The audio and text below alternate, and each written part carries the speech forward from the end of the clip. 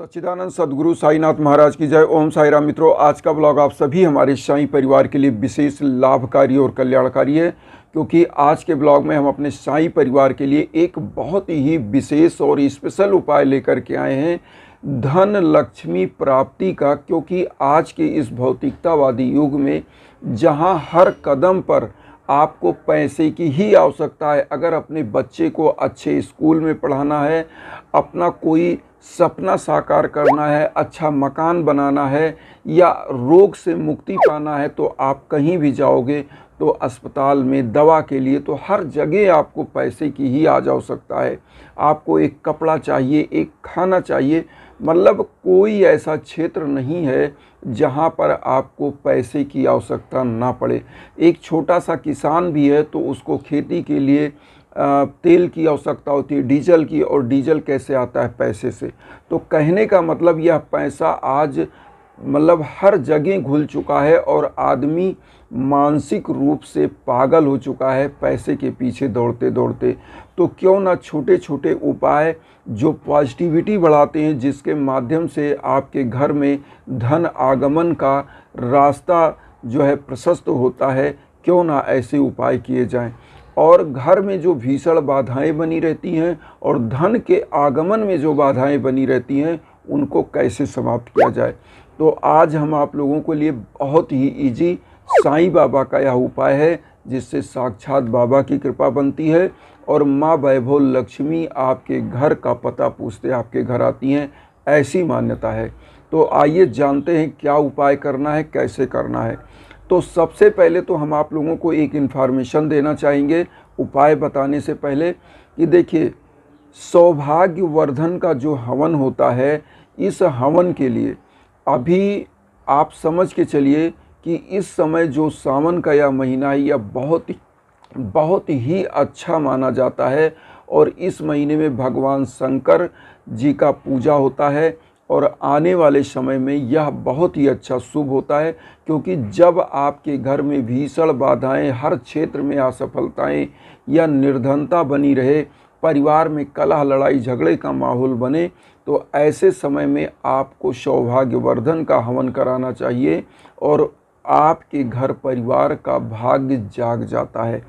तो यह हवन बहुत ही इजी होता है और बहुत ही अच्छे से होता है। और एक चीज़ हम और आपको बता दें, मैं कोई फ़ोन नंबर भी नहीं देता, केवल इंस्टाग्राम का लिंक देता हूं, तो कृपया आप उस पर संपर्क करें। क्योंकि बहुत सारे लोग तत्काल आते हैं कि गुरुजी मेरा हवन आज ही करना है।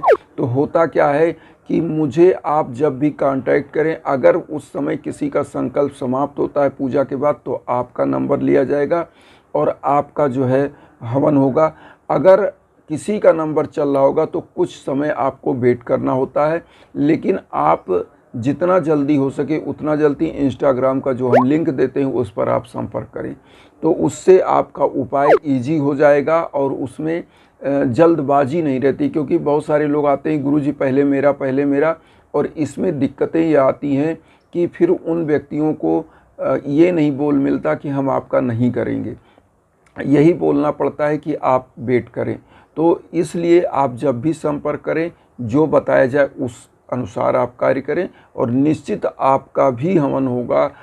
हमारे लायक जो भी होता है, हम निश्चित आपके लिए ही तत्पर होते हैं।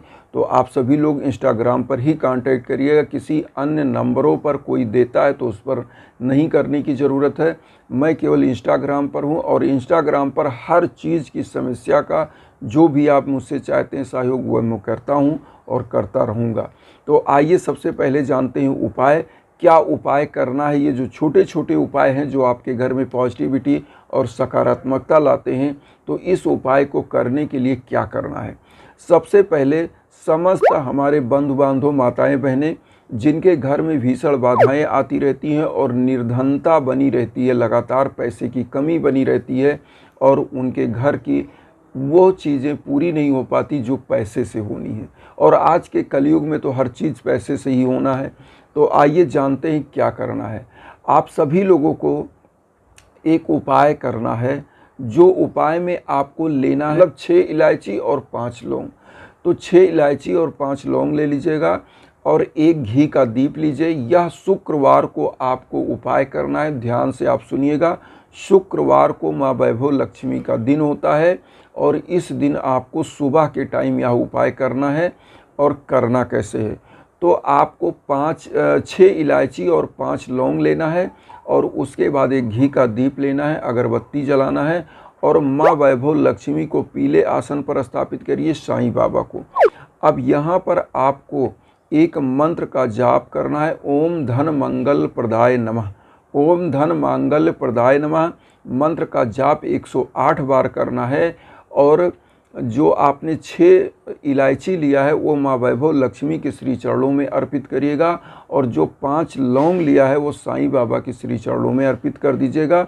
एक लाल कपड़ा ले लीजिएगा, लाल कलर का कपड़ा, और लाल कलर के कपड़े में क्या करिएगा, या जो इलायची और लौंग है बाबा के चरण से उठाइएगा और माता के चरण से वह इलायची लीजिएगा और एक लाल कपड़े में बांध दीजिए, पोटली बना दीजिए।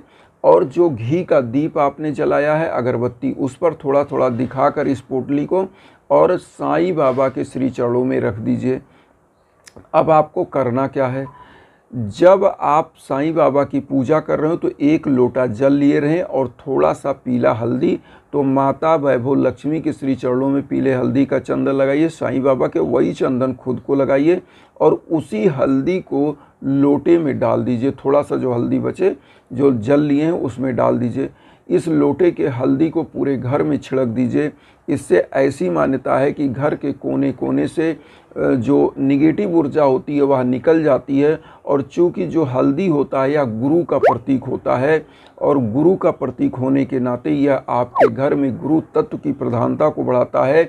और जहाँ पर गुरु तत्व मतलब ज्ञान का ग्रह गुरु होता है वहाँ ज्ञान आता है। घर परिवार में जो कलेश विकार होता है, लड़ाई झगड़ा होता है, वैचारिक मतभेद होता है, वह समाप्त होता है और माँ वैभव लक्ष्मी अति प्रसन्न होती हैं ऐसे घरों से जहाँ पर जो है शांति का वातावरण होता है, सुख होता है, समृद्धि होता है। क्योंकि माँ वैभव लक्ष्मी सुख समृद्धि को बढ़ाने वाली देवी हैं, खान पान के वैभव को बढ़ाने वाली देवी हैं।